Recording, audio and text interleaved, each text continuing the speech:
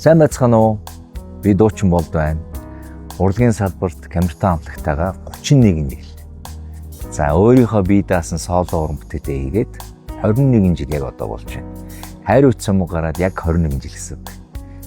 Тэгээд энэ хугацаанд та бүхнийхээ хайр үндэслэлийг уран бүтээл дуу хөгжмөөрөө дамжуулан талархсан сэтгэлээ тайзан дээрээс илэрхийлдэг байсан бол энэ удаа би та бүхнийхээ надад өгсөн энэ дэмжлэг хайр хүндэтгэлийн хариуд Монгол улсад тэр дотроо Улаанбаатар нийслэл хотод маань хамгийн хэрэгтэй байгаа бүр тэр дотроо бидний ирээдүй болсон хүүхэд багчуудаа зориулан өөрийнхөө зүгээс цэцэрлэг барьж энэ хоттой бэлэг барихаар шийдснэ та бүхэндээ мэдгэхийг хүслээ. За мэдээ цэцэрлэгийн хаана мөн аль дүүрэгт хамгийн хэрэгцээтэй байгаагаас өсвөлээд бүх шаардлагатай зүйлсийг ном журмын дагуу хийхийн тулд нийслэл хотын одоо зохих албан тушаалуудтай уулзаж эхлүүлнэ гэж би бодож байна. Цаашдаа энэ ажил маань зөвхөн цэцэрлэгээр дуусахгүй.